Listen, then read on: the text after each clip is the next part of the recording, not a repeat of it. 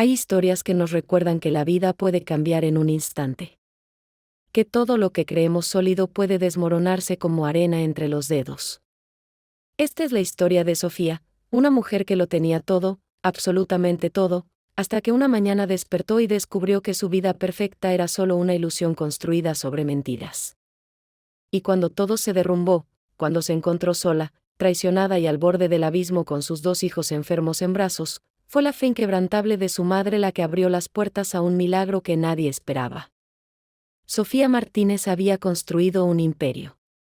A sus 32 años, era dueña de una cadena de boutiques de lujo que se extendía por toda la costa. Su rostro aparecía en revistas, su nombre era sinónimo de éxito. Vivía en una mansión con vista al mar, conducía autos que la mayoría solo ve en sueños, y su cuenta bancaria tenía más ceros de los que muchos verán en toda su vida.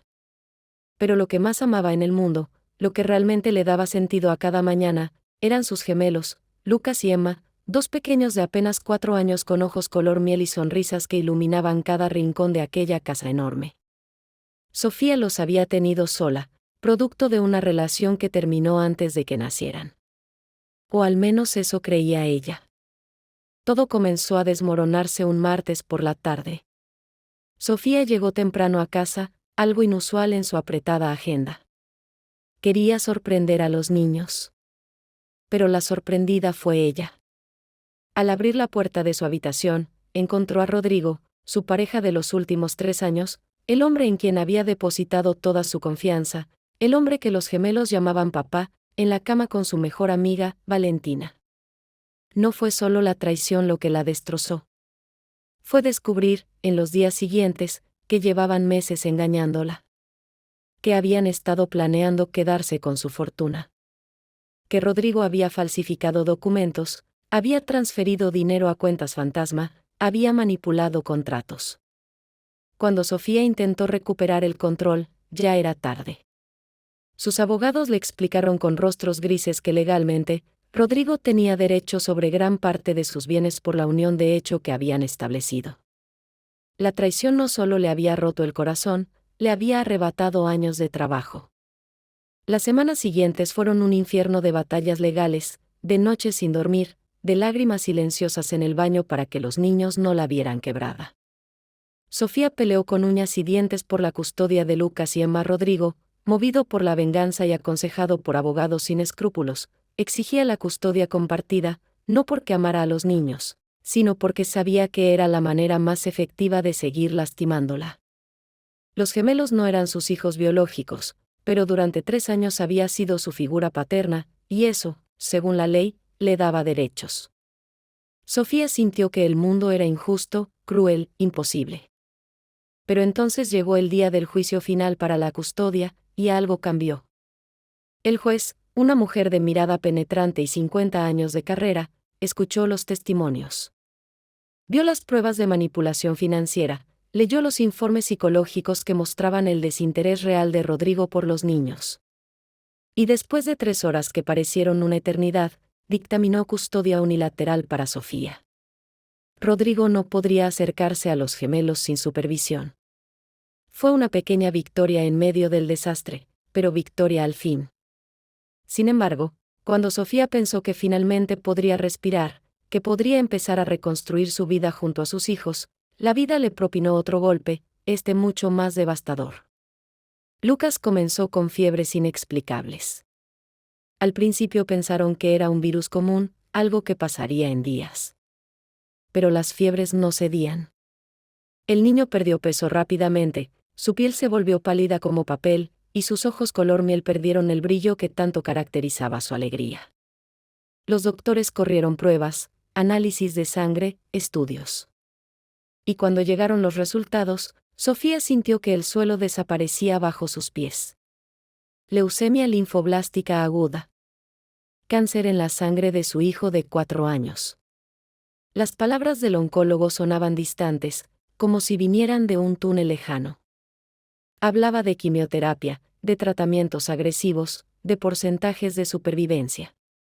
Sofía solo podía mirar a Lucas, que la observaba desde la camilla del hospital con esos ojos enormes, sin entender por qué mamá lloraba tanto. 2 semanas después, cuando aún estaban procesando el diagnóstico de Lucas, Emma comenzó con los mismos síntomas. Las mismas fiebres, la misma palidez, el mismo cansancio. Sofía se negaba a creerlo, se aferraba a la esperanza de que fuera solo su mente jugándole trucos crueles. Pero los exámenes no mienten. Emma también tenía leucemia. Los médicos estaban desconcertados. Era extremadamente raro que gemelos desarrollaran el mismo tipo de cáncer simultáneamente, pero sucedía. Y le estaba sucediendo a ella. A sus bebés. Sofía se derrumbó esa noche en el pasillo del hospital. Lloró hasta que no le quedaron lágrimas, hasta que su cuerpo solo temblaba en espasmos silenciosos. ¿Qué había hecho para merecer esto? ¿Qué pecado tan grande había cometido para que la vida le arrebatara todo? Los tratamientos comenzaron inmediatamente. Los gemelos fueron internados en el área de oncología pediátrica, en habitaciones contiguas. Sofía prácticamente vivía en el hospital. Dormía en sillas incómodas, comía lo que podía de las máquinas expendedoras, se duchaba en los baños de visitas. Su imperio de boutiques se desmoronó por completo. Sin su presencia, sin su visión, los negocios colapsaron uno tras otro. Los acreedores comenzaron a tocar su puerta. Las propiedades fueron embargadas. El auto de lujo fue reposeído.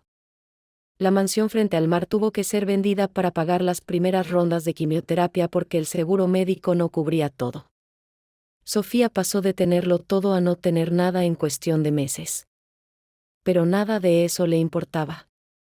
Lo único que importaba eran esos 2 pequeños cuerpos conectados a máquinas, perdiendo su cabello rizado, vomitando después de cada sesión de quimio, llorando de dolor en las madrugadas. Hubo noches en las que Sofía consideró rendirse. No de abandonar a sus hijos, jamás, pero sí de rendirse ante la vida, de dejarse consumir por la desesperación. Se preguntaba si tenía las fuerzas para seguir viendo a sus bebés sufrir día tras día. Se preguntaba si era egoísta mantenerlos con vida cuando el tratamiento era tan doloroso. Pero entonces, en su momento más oscuro, apareció su madre. Doña Carmen había estado presente desde el inicio, por supuesto, pero siempre en un segundo plano, permitiendo que Sofía manejara las cosas a su manera. Hasta esa noche en particular, cuando encontró a su hija en la capilla del hospital, de rodillas, con el rostro hundido entre las manos. Doña Carmen se arrodilló a su lado. No dijo nada por un largo rato. Solo tomó las manos temblorosas de su hija entre las suyas, manos curtidas por 70 años de vida, de trabajo, de fe inquebrantable. Y cuando finalmente habló, su voz era suave pero firme como roca. Hija mía, sé que estás cansada. Sé que sientes que no puedes más. Pero te voy a decir algo que aprendí cuando tu padre murió y me quedé sola con ustedes 3, sin dinero, sin casa, sin nada más que mis manos y mi fe. Los milagros existen, Sofía. Pero no llegan a quienes se rinden. Llegan a quienes siguen de pie incluso cuando no tienen fuerzas para estar de pie. Llegan a quienes creen incluso cuando no hay razón lógica para creer. Sofía levantó la mirada, sus ojos rojos e hinchados. Mamá, los doctores dicen que el pronóstico no es bueno. Dicen que con gemelos es más complicado, que los tratamientos no están funcionando como esperaban. Doña Carmen apretó sus manos con más fuerza. Los doctores saben de medicina, mi amor. Pero yo sé de milagros. Y te voy a pedir que confíes en mí. Que me dejes hacer algo que tal vez no entiendas, pero que necesito hacer. A la mañana siguiente, doña Carmen llegó al hospital con algo envuelto en una tela de terciopelo rojo. Era una imagen antigua de la Virgen de Guadalupe, la misma que había pertenecido a su abuela, que había cruzado fronteras con su familia, que había estado en su altar durante décadas. La colocó en una pequeña repisa entre las 2 habitaciones de los gemelos. Y comenzó un ritual que mantendría durante meses. Cada mañana a las 6, antes de que las enfermeras hicieran sus rondas, doña Carmen llegaba al hospital. Se arrodillaba frente a esa imagen y rezaba. No eran oraciones mecánicas o repetitivas. Hablaba con la Virgen como si fuera su amiga más cercana. Le contaba sobre Lucas, sobre cómo le gustaban los dinosaurios y cómo antes del cáncer corría por la casa rugiendo como un T-Rex. Le contaba sobre Emma, sobre su amor por las mariposas y cómo solía dibujarlas en todos sus cuadernos. Le suplicaba, le rogaba, le prometía cualquier cosa a cambio de la salud de sus nietos. Al principio, Sofía observaba a su madre con una mezcla de ternura y escepticismo. Ella nunca había sido particularmente religiosa. Creía en el trabajo duro, en los resultados tangibles, en la medicina y la ciencia. Pero conforme pasaban las semanas, algo en ella comenzó a cambiar. Tal vez era el agotamiento extremo que la hacía vulnerable. Tal vez era la desesperación que abraza cualquier rayo de esperanza. O tal vez, solo tal vez, era que estaba empezando a entender lo que su madre había intentado enseñarle toda la vida, que hay fuerzas en este universo que escapan nuestra comprensión, que trascienden la lógica y la razón. Una noche, después de que ambos niños hubieran tenido un día particularmente difícil, después de que Lucas vomitara hasta no poder más y Emma llorara pidiendo que el dolor se detuviera, Sofía se encontró sola en ese pasillo. Miró la imagen de la Virgen que su madre había colocado con tanto amor. Y por primera vez en su vida adulta, sin que nadie la viera, se arrodilló. No sabía cómo rezar, no recordaba las palabras correctas. Así que simplemente habló desde lo más profundo de su corazón roto. No sé si me escuchas. No sé si esto tiene sentido o si solo estoy hablando sola en un pasillo vacío. Pero si hay alguien ahí, si hay algo más grande que todo esto, por favor, no te lleves a mis hijos. Ellos son inocentes. Ellos no merecen esto. Yo he cometido errores, he sido egoísta, he puesto mi trabajo por encima de muchas cosas. Pero ellos son pura bondad. Así que si alguien tiene que sufrir, que sea yo. Pero déjalos vivir. Déjalos crecer. Déjalos tener la oportunidad de conocer este mundo, de enamorarse, de ser felices. Te lo suplico con todo lo que soy. Las palabras salían entrecortadas, mezcladas con sollozos. Sofía no supo cuánto tiempo estuvo ahí, de rodillas en ese piso frío de hospital. Pero cuando finalmente se levantó, sintió algo diferente. No era esperanza exactamente. Era más como una rendición. Una aceptación de que había cosas que no podía controlar, y que tal vez, solo tal vez, estaba bien soltar las riendas y confiar en algo más grande que ella misma. Los días se convirtieron en semanas, las semanas en meses. El tratamiento continuaba siendo brutal. Hubo momentos en los que los doctores reunieron a Sofía para conversaciones serias, para preparar su corazón para lo peor. Los niños no estaban respondiendo como esperaban. Los números en los análisis de sangre no mejoraban lo suficiente. Habían probado diferentes protocolos, diferentes combinaciones de medicamentos. Nada parecía funcionar del todo. Pero doña Carmen no dejaba de rezar. Ni un solo día. A veces Sofía se unía a ella. A veces solo se sentaba cerca, encontrando consuelo en la presencia firme de su madre, en esa fe que parecía inquebrantable sin importar cuán oscuras se pusieran las cosas.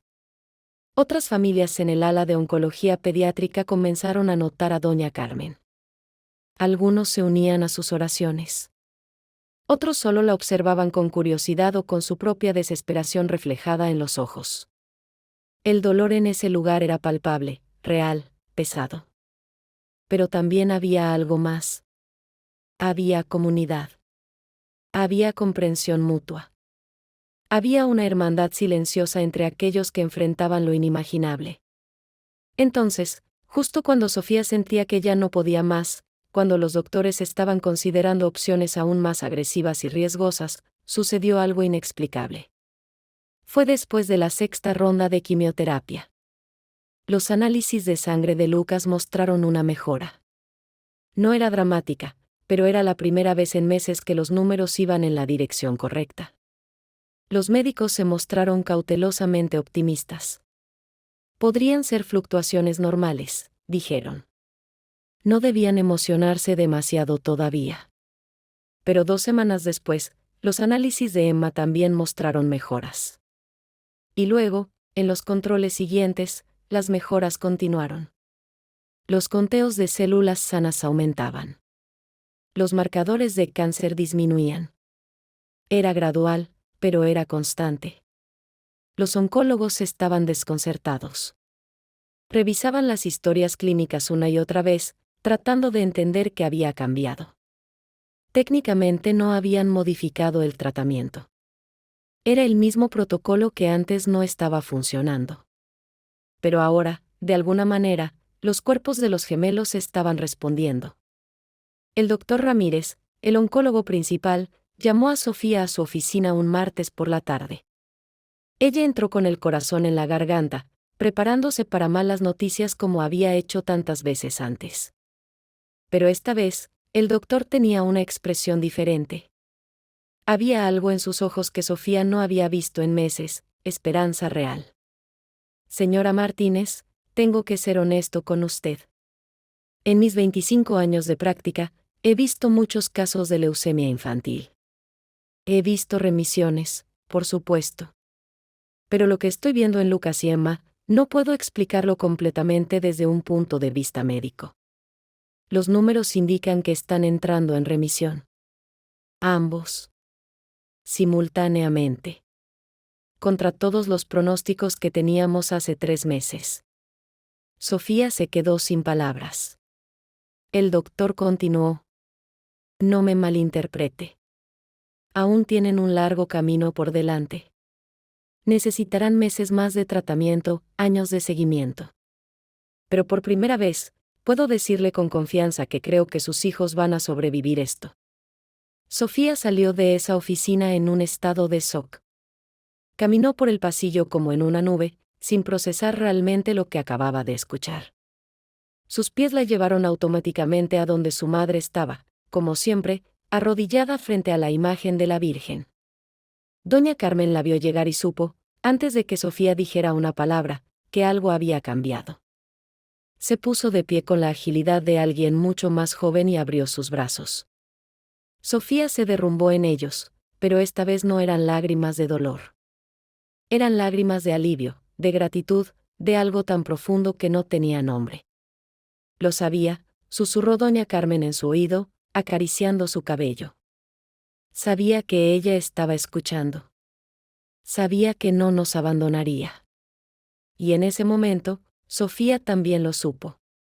Supo que había sido testigo de algo más grande que ella misma, algo que la ciencia no podría explicar completamente. No era que negara el valor de la medicina o del trabajo incansable de los doctores. Pero había algo más en juego. La fe de su madre había movido montañas. Los meses siguientes fueron de recuperación lenta pero constante. Lucas recuperó su energía primero. Comenzó a rugir como dinosaurio nuevamente, aunque más suave que antes. Su cabello empezó a crecer, rizado y rebelde como siempre. Emma tardó un poco más, pero eventualmente también comenzó a dibujar mariposas otra vez, llenando páginas y páginas con colores brillantes. Las enfermeras del hospital se encariñaron tanto con los gemelos que celebraron cada pequeña victoria como si fueran propias. Hubo una fiesta improvisada el día que Lucas pudo comer su comida favorita sin vomitar. Hubo lágrimas de alegría el día que Emma caminó por el pasillo sin ayuda por primera vez en semanas. Eran pequeños milagros dentro del milagro mayor. Y Sofía aprendió a celebrar cada uno de ellos. Pero mientras sus hijos sanaban, Sofía enfrentaba otra realidad brutal. Estaba completamente en bancarrota. No solo había perdido sus negocios y propiedades. Estaba enterrada en deudas médicas que le tomarían años, tal vez décadas, pagar. Había vendido todo lo que tenía de valor. Sus joyas, su ropa de diseñador, incluso el auto que le quedaba. Vivía en un pequeño apartamento de 2 habitaciones que su madre había conseguido, en un vecindario humilde muy lejos de la mansión frente al mar que alguna vez llamó hogar. Trabajaba en lo que podía, turnos en una cafetería, limpieza de casas, cualquier cosa que le permitiera estar disponible para los niños cuando la necesitaran. Era agotador. Era humillante a veces. Pero también era liberador de una manera extraña. Por primera vez en su vida, Sofía entendió lo que realmente importaba. No era el dinero, no era el estatus, no eran las posesiones materiales. Era el amor. Era la familia. Era estar presente. Una tarde, mientras preparaba la cena en la pequeña cocina de su apartamento, Lucas y Emma jugaban en la sala. Los escuchó reír, ese sonido cristalino que había temido no volver a escuchar nunca. Se asomó y los vio persiguiéndose alrededor de la mesita de café, completamente absortos en su juego, con sus cachetes recuperando el color rosado de la salud. Y Sofía se dio cuenta de algo. Era más rica en ese momento, en ese apartamento diminuto, con deudas hasta el cuello, que cuando tenía millones en el banco. Porque tenía lo único que el dinero no puede comprar, tenía a sus hijos vivos, sanos, felices. Tenía una segunda oportunidad. Y eso valía más que cualquier fortuna. Doña Carmen siguió visitándolos religiosamente. Ya no tenía que ir al hospital todos los días, pero la imagen de la Virgen ahora ocupaba un lugar especial en el apartamento. Y Sofía, que nunca había sido religiosa, comenzó su propia rutina de agradecimiento. No eran oraciones formales. Eran conversaciones honestas, momentos de gratitud profunda por cada día nuevo, por cada sonrisa de sus hijos, por cada mañana que despertaban bajo el mismo techo. Aprendió que la fe no se trata de entender todo o de tener respuestas lógicas. Se trata de confiar, de soltar el control, de creer en algo más grande incluso cuando el mundo se desmorona a tu alrededor. Pasó un año completo desde el diagnóstico. Los gemelos estaban oficialmente en remisión. Aún necesitaban controles regulares, pero los doctores estaban asombrados por su recuperación. El doctor Ramírez les dijo que eran su caso más milagroso. Sofía organizó una pequeña celebración en su apartamento. No tenía dinero para algo grande, pero horneó un pastel, colgó decoraciones hechas a mano, e invitó a las personas que realmente importaban, su madre, algunas enfermeras del hospital que se habían convertido en amigas, y otras familias que habían conocido en oncología pediátrica. Fue una celebración humilde pero llena de amor genuino. Y mientras Sofía miraba alrededor de esa pequeña sala repleta de personas que habían caminado junto a ella por el valle más oscuro, se dio cuenta de algo más. Rodrigo y Valentina, la traición, la pérdida financiera, todo eso parecía tan insignificante ahora. Tan distante. Como si hubiera sucedido en otra vida. Porque en cierto modo, había sucedido en otra vida. La Sofía que fue traicionada y que construyó un imperio basado en apariencias ya no existía. En su lugar había una mujer más fuerte, más auténtica, más conectada con lo que realmente importa. Los gemelos apagaron las velas del pastel juntos, sus mejillas infladas mientras soplaban con todas sus fuerzas. Emma había pedido un deseo: quiero que mamá nunca más esté triste. Lucas asintió enérgicamente, apoyando el deseo de su hermana. Sofía los abrazó fuertemente, inhalando el olor de su cabello, sintiendo el calor de sus cuerpecitos contra el suyo. No estoy triste, mis amores, le susurró. Estoy más feliz de lo que jamás he estado. Y era verdad. Cada cicatriz emocional, cada noche de insomnio, cada lágrima derramada había valido la pena por ese momento. Por la posibilidad de tener más momentos como ese. Sofía eventualmente encontró trabajo estable en una organización sin fines de lucro que ayudaba a familias con niños enfermos a navegar el sistema de salud y las cargas financieras. Su propia experiencia la convertía en la persona perfecta para el rol. Podía mirar a los ojos de una madre desesperada y decirle con absoluta certeza: sé exactamente cómo te sientes. Y voy a ayudarte a superar esto. No ganaba ni una fracción de lo que solía ganar con sus boutiques. Pero cada noche volvía a casa con la satisfacción de haber marcado una diferencia real en la vida de alguien. De haber sido la luz que alguien más necesitaba en su momento más oscuro. Las deudas médicas tomaron años en pagarse, pero Sofía las enfrentó con determinación. Estableció planes de pago, trabajó horas extras cuando podía, y lentamente, mes a mes, fue reduciendo el monto. No era fácil. Hubo meses en los que tuvo que elegir entre pagar una cuenta médica o comprar ropa nueva para los niños que crecían rápidamente.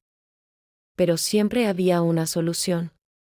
Doña Carmen cosía ropa, vecinos pasaban prendas que sus hijos habían dejado de usar, y la comunidad que habían construido siempre encontraba maneras de ayudar.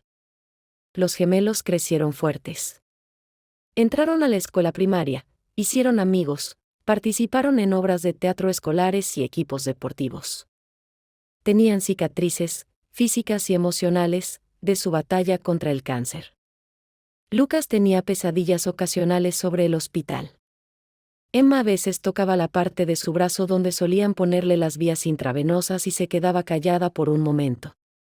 Pero también tenían una resiliencia, una apreciación por la vida que niños de su edad raramente poseen. Entendían, en la medida que un niño puede entender, que habían sido bendecidos con una segunda oportunidad. En el 5º aniversario de su remisión, Sofía los llevó de vuelta al hospital. No como pacientes, sino como visitantes.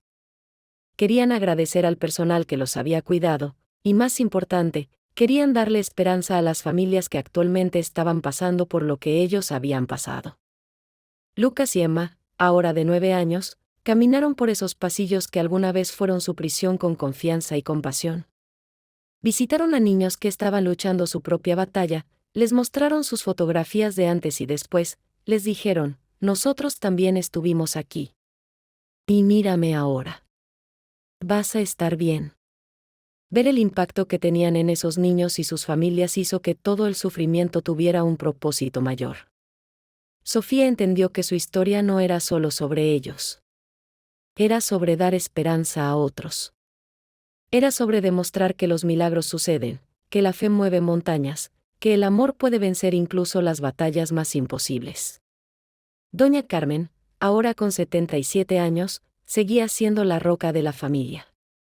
Su fe nunca vaciló, ni siquiera por un segundo. A menudo le decía a Sofía, nunca dudé, hija. Ni por un instante. Porque sé que las madres que rezan con el corazón, que se arrodillan con fe verdadera, son escuchadas. Siempre. Y Sofía, que alguna vez fue escéptica, ahora sabía que su madre tenía razón. Había visto lo imposible hacerse posible.